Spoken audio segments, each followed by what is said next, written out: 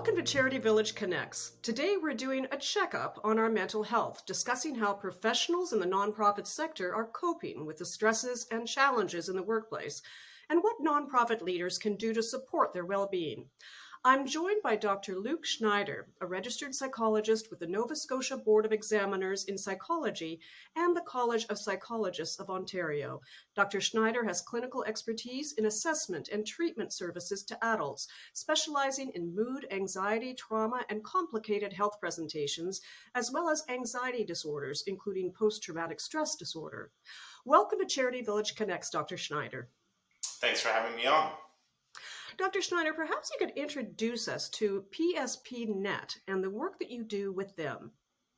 Yeah, PSPNET is really quite interesting. I usually start the introduction by going a little bit way back to the foundations of what it is that we do, because although there's a very long history, 20 plus years of this type of service delivery, the general public is often not aware of it. And so what we're talking about here is something called ICBT, or Internet Delivered Cognitive Behavior Therapy. And so to unpack that term a little bit, what it involves is taking your traditional therapy paradigm and kind of flipping it around a little bit. So instead of a person having to take time out of their day to attend a face-to-face session to talk with a health professional about their mental health, instead we've included all of these skills that are evidence-based in a very engageable website where people will go in and they will teach themselves those skills. And in addition to that, we usually match them with an e-therapist like myself, who would then check in with that person on a regular basis as they progress through the course to make sure that everything makes sense and that they're getting the most out of the skill. And so when we kind of look at this ICBT platform, it's somewhat new in Canada, but has been studied for over 20 years across the world. It's included in healthcare services in places like Sweden and Australia, but again, kind of relatively new to Canada. And the thing that makes PSPNET really unique is that we take what we've learned from our ICBT trials and all of the things that have been happening around the world, and we've created a very tailored piece of content. So specific therapy that targets people that work in those public safety personnel or first responder populations, so that all of those skills are actually really relatable, and all of the vignettes and all of the stories will make a lot of sense to our public safety personnel as they go through PSPNET. So at its core, that's what PSPNET is all about, and the idea behind this is to make evidence-based mental health care more accessible to the general population. Can you tell us a bit about what the challenges public safety personnel, such as first responders, are facing right now, and how this is impacting their mental health? Yeah, it's a bit of a long list. So one of the things that I always like to mention as well is that Dr. Nicholas Carlton, who is the head of CIPSERT, which is what PSPNET falls under, he conducted a national survey in 2018 of our public safety personnel across Canada. And what he did was he gave them the battery of questionnaires that anyone who presents to mental health would complete, and he compared those responses to the general population. And what he found was that overall there was a fourfold increase in things like depression, anxiety, post-traumatic stress compared to the general population.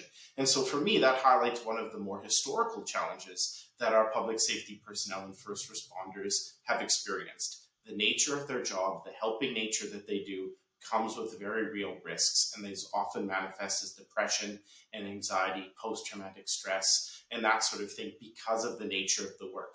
All of that has now been compounded because of the pandemic, which now has seen some of these emergency departments become overrun. That means there's more calls to our paramedic services, more calls for policing agents as well. And so I think there's really a confluence of factors that have now come together that have really increased the potential risk of mental health injury amongst our public safety personnel, indicating that we really need to step up the type of services that are available to these members, given the important work that they do.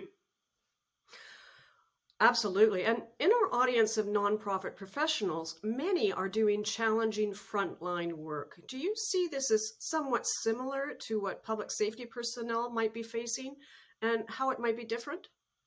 Yeah, there might be some differences in terms of the nature of the work, but I think overall stress is stress. And when we're feeling very overwhelmed, we're feeling short-staffed, We're dealing with people that are now more ill than they were before, perhaps waiting a bit longer to present to their emergency room or more longer to pick up the phone and call for help. It just adds an extra layer of complexity and stress to people working in these sectors. And also, speaking of charity, there's also a lot of our frontline members as well that do volunteer peer support within fire organizations, volunteer ground search and rescue. And these people are doing very, very important work, but are also exposed to some very potentially traumatic situations that, again, will compound stress and indicate the need for some more service and help. So, what are some of the most common ways that these challenges actually impact individuals? So, whether it be depression or anxiety, how do these issues generally present, and when should individuals seek help? Yeah, it really is kind of an individual factor on how they will present, but there usually is a couple of different ways that they will present. On one way of presenting would be sort of on a cognitive level, where people will start to have maybe some self-doubts about their job, some self-doubts about how they can cope with the demands of their workplace. And so those can give rise to what we would call distorted or maladaptive or unhelpful thoughts. And if we buy into those thoughts, they have a really, really big impact on our mood and how we're feeling. On the other hand, there's also the behavioral aspect of things. When people start to buy into anxious thoughts or depressive thoughts, they then might start doing things that are maybe helpful in the short term, but aren't very helpful in the long term. And what I'm thinking here is avoidance, avoiding reaching out to friends, spending less time with family, spending less time engaging in hobbies that are helpful to them. And so that's usually how these things will present. And it really is quite individualistic in terms of what's more prominent and how it's presenting. But all this to say that there really is an acute need for people to have better mental health awareness. And so in terms of that follow-up or that second piece to your question, when should people be reaching out for help? I think it's as soon as they start noticing these things. I'm more stressed than usual. I'm having more anxiety symptoms. I'm really struggling with thoughts about my competence or my ability to cope that I never used to struggle with before. Something's changed in terms of what I'm doing. My wife or my husband or my children are saying I'm not spending as much time with them. These are all sort of subtle indicators that mental health supports might be required in this case. What are some of the most important things that organizations can do to support staff, especially those who are doing frontline work?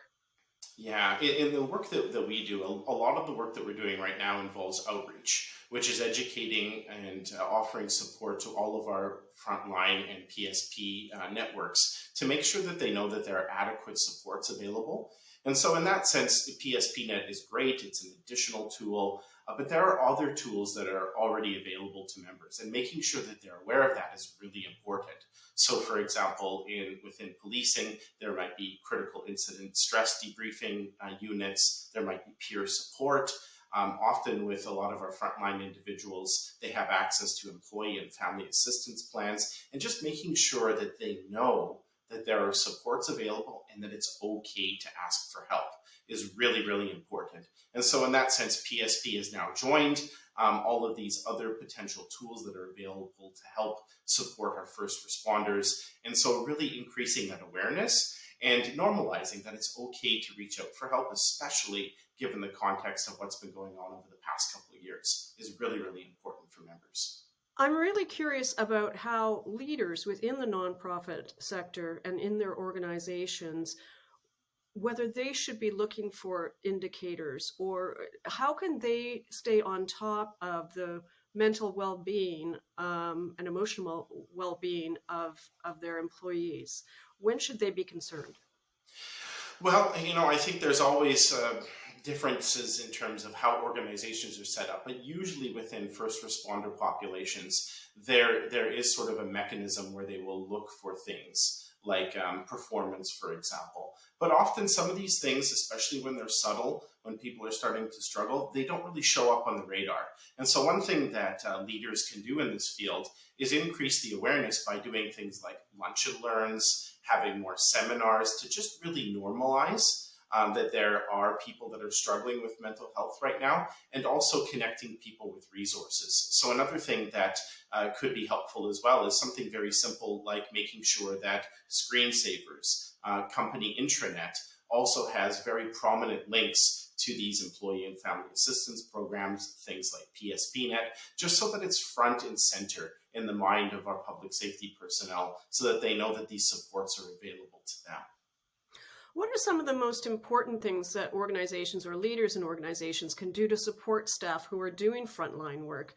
I've spoken to other speakers who've talked about approaching with empathy in addressing issues with their staff. What are your thoughts about what they can do to support their staff? Empathy is a great place to start. I think normalizing it as well is really helpful. If we look historically, it's definitely gotten a lot better, but historically there has been a bit of a stigma around saying, I'm struggling, I need help. And so again, if leadership can show up and say, this is an issue, there's nothing wrong with getting help, possibly even leaders engaging with some of these materials themselves so they have a better idea of what this treatment might look like, that can really go a long way. And so to that end, in addition to PSPNET on our CIPCERT website, we also have resources that people can go to. For example, how to support a colleague can be really helpful to get some very quick tips in what to look for, how to start that conversation with people. And then once the time is right, actually encouraging those members to go out and engage with something like PSPNET to address their mental health. We'll definitely include that in our show notes for sure. It sounds like a great set of resources. Are there areas where you feel organizations are really missing the mark when it comes to the kind of support they should be providing? What could they do better? Well, I think a lot of the organizations have made some big changes, and I think there's really no areas that are really missing the mark per se, but it is just kind of a monumental undertaking. So just thinking of the history of our first responder populations and how the organization was set up 20, 30 years ago, there might not have been any conversations about mental health. And so in that sense, I feel that these organizations are doing their best, but it's still at its infancy. And that's one thing that I think is really important to highlight, that this needs to be reinforced over and over again. It needs to be a continuing and ongoing conversation in order to gain any traction amongst members. And I think that's the challenge for most organizations that I'm seeing them rise to, but it is going to take time. These things often take time. You mentioned the resources that are available. Could you perhaps do a little bit of a deeper dive about them and tell us, the nature of how they're used, what they cover in terms of supports? Maybe just a little bit more detail, please. Absolutely. So there's actually a couple of things. The first thing is available to the public on our CIPCERT website. And again, we have resources for how to support a colleague and that sort of thing. We also have an option on the website where people can complete self-report questionnaires and just check in with their mental health. And they will actually compare their responses to that 2018 survey to say, compared to that survey and based on your scores, maybe now's the time to get help. So for people that are maybe even just kind of thinking about this idea of engaging with PSPNET, that might be a good place to start. The real work really involves what really happens when people get involved with PSPNET. And so for that, when people are interested in actually taking that step and engaging with our PSPNET program, they would self-refer. So in that sense, there's no HR to talk to. It's a very confidential service as well. And so people would go to the website, create an account, fill in some questionnaires, and then we follow that up with a telephone call. And that telephone call is really great in terms of helping to make sure that people understand what we're all about and making sure that people are ready to take that next step and engage with the program.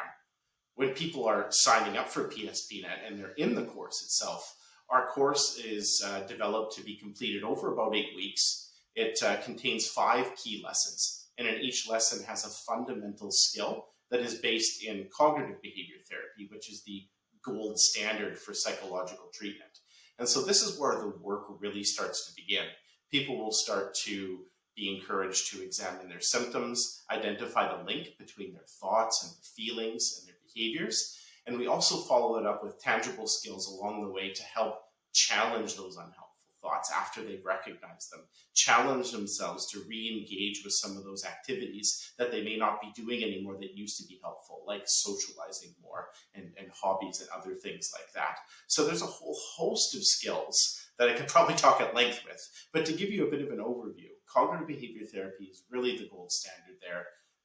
Looking at unhelpful thoughts, challenging those, challenging unhelpful behaviors, moving towards the life that people want to live, and a whole bunch of additional resources on other topics as well. So just to be clear, PSPNET it's available to the public. Anyone can use it? At this point in time, PSPNET is designed to be a program that speaks to our first responders or our public safety personnel members. So an example of that would be somebody who is working in the fire area, either as volunteer or as a career firefighter, somebody who's working in corrections, people that are working as RCMP or police officers, that sort of thing.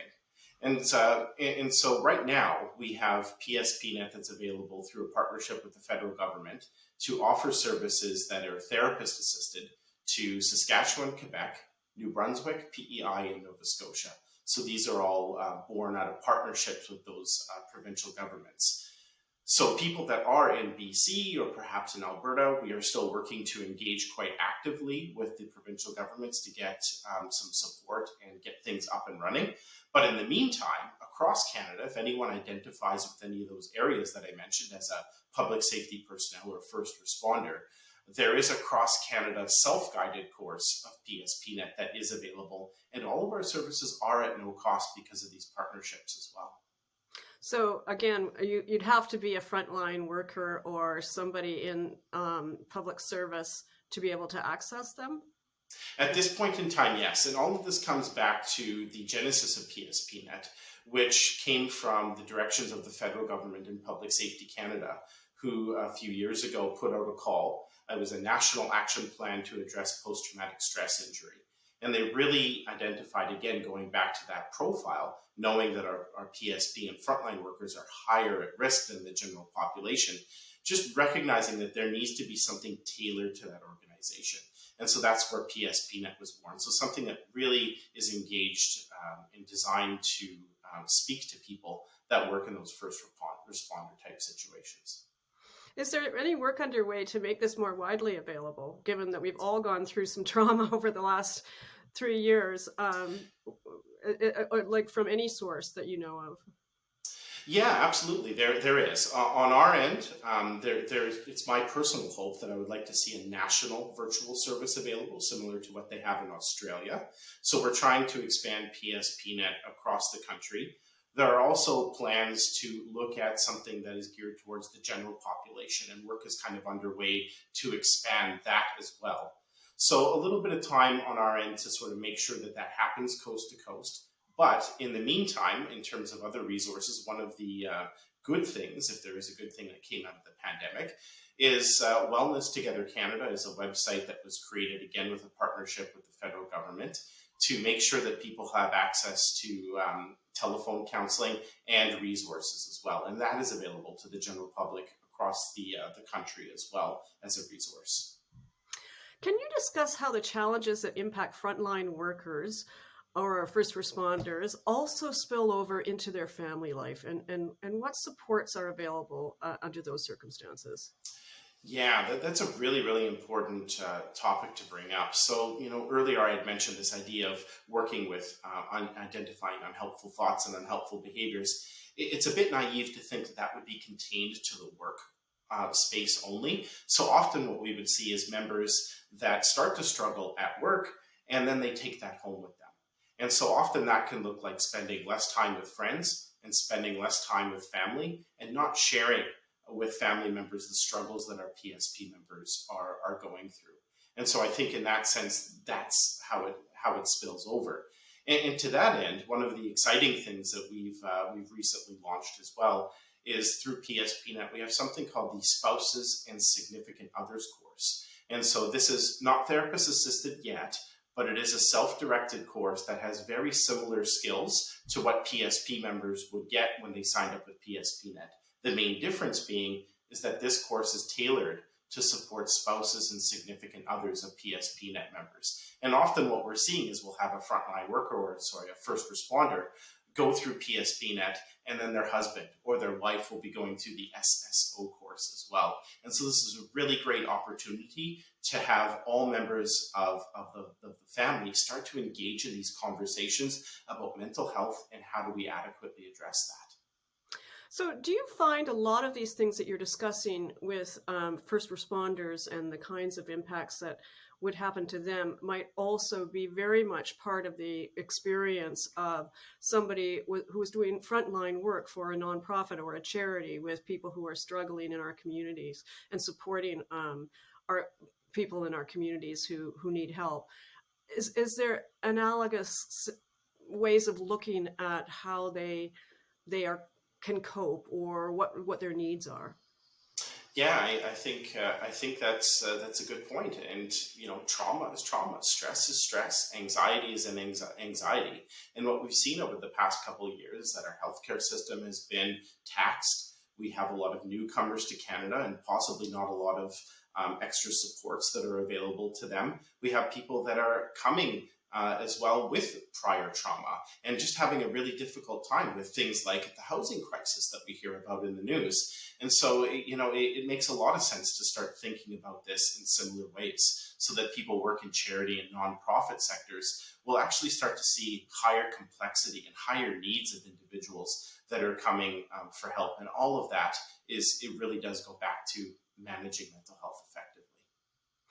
Do you have any final comments for individuals who are doing this type of difficult work, especially in the nonprofit sector, and their leaders? Yeah, a couple of final words would be on the leadership side to really focus and continue the work that's being done already to destigmatize mental health work and make sure that people are aware that there are adequate supports available. There might be different supports in different organizations, but that awareness is key for the individuals doing the work, especially the first responder population, really just normalizing that the sooner you reach out for help, the better. Well, Dr. Schneider, thank you for the important work that you do, and thank you for sharing your insights and expertise and deep understanding of the challenges and solutions with our audience of nonprofit professionals. It's greatly appreciated. Thank you for joining us on CharityVillage Connects. Thank you so much for having me.